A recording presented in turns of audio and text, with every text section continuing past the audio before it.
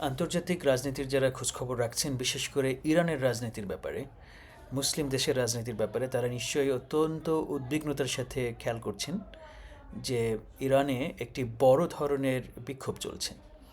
শুরুতে বিক্ষোভটি শুরু হয়েছিল সেখানকার ক্রমবর্ধমান যে জীবন ব্যয় তার প্রতিবাদস্বরূপ।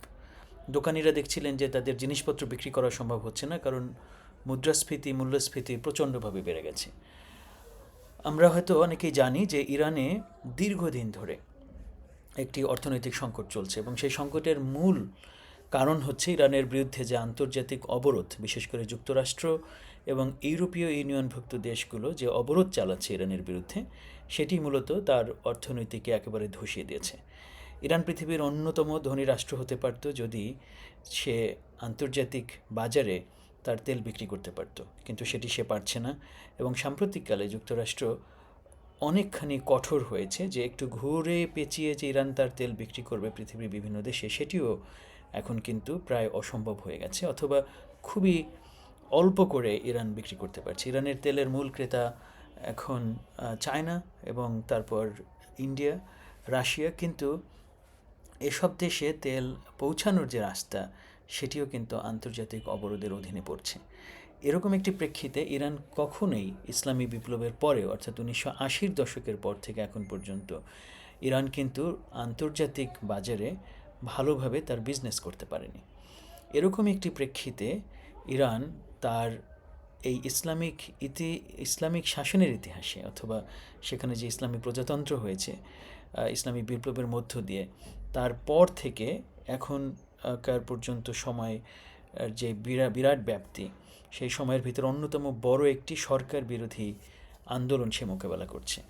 যে আন্দোলনটি শুরু হয়েছিল, যেটি বলছিলাম, সেখানকার জীবন ধারণের ব্যয় নির্বাহের যে ঊর্ধ্বগতি তার বিরুদ্ধে বা তার প্রতিবাদ স্বরূপ, সেই আন্দোলন কিন্তু এখন পরিণত হয়েছে সরকার পতনের আন্দোলনে।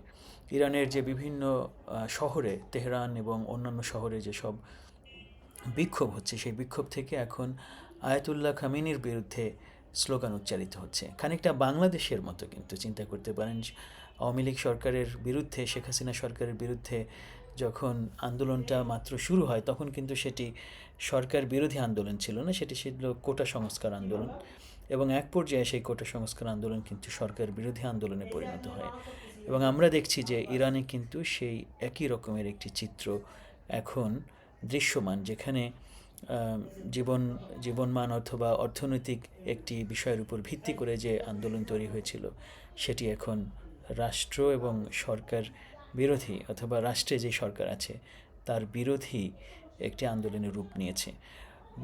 অনেক বিশ্লেষকই বলছেন যে ইরানের পক্ষে বা বর্তমান শাসন ব্যবস্থার পক্ষে এই আন্দোলনটি সামাল দেওয়া বোধহয় মুশকিল হবে, কারণ আন্দোলনটি আসলে দানাও বেঁধেছে খানিকটা ইসরায়েল এবং আমেরিকার ইন্ধনে। বলা যেতে পারে যে ইসরায়েল সামরিকভাবে এই সরকারকে উৎখাত করতে চেয়েছিল, সেটি তারা সফল হয়নি। আপনারা জানেন যে 12 দিনের যুদ্ধে ইসরায়েলও ব্যাপক ক্ষয়ক্ষতির শিকার হয়, কিন্তু শেষ পর্যন্ত বোধহয় অন্তর্দ্বন্দ্ব যেটা, অথবা ইরানের ভিতর থেকে যে একটি আন্দোলন শুরু হয়েছে এই সরকারের বিরুদ্ধে, তার মধ্য দিয়ে হয়তো এই ইসলামী সরকারের পতন হতে পারে।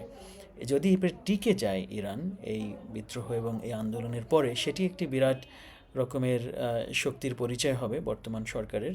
কিন্তু অবস্থার দৃষ্টিতে মনে হচ্ছে যে ক্রমাগত সেখানকার পরিস্থিতি কিন্তু সরকারের নিয়ন্ত্রণের বাইরে যাচ্ছে। এবং একটি বিষয় এখানে প্রণিধানযোগ্য, ডোনাল্ড ট্রাম্প বলেছেন যে ইরানের সরকার যদি সেখানকার এই যে আন্দোলনরত মানুষের বিরুদ্ধে কোনো শক্তি প্রয়োগ করে, তাহলে ডোনাল্ড ট্রাম্প তার সামরিক শক্তি প্রয়োগ করবে ইরানের সরকারের বিরুদ্ধে।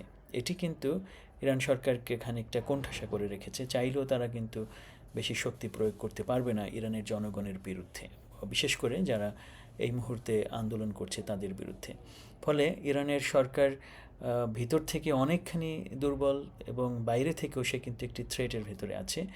এরকম একটি পরিস্থিতিতে ইরান কিভাবে এই সংকট থেকে বের হয়ে আসে, এবং ইসরায়েল এবং যুক্তরাষ্ট্রের যে মিলিত চাপ, সেখান থেকে সে কীভাবে নিজেকে সুরক্ষিত করবে, বিশেষ করে বর্তমান আয়াতুল্লাহ খামেনি এবং পেজেশকিয়ান তাদের যে সরকার, সেটি আসলেই ভাবনার বিষয়।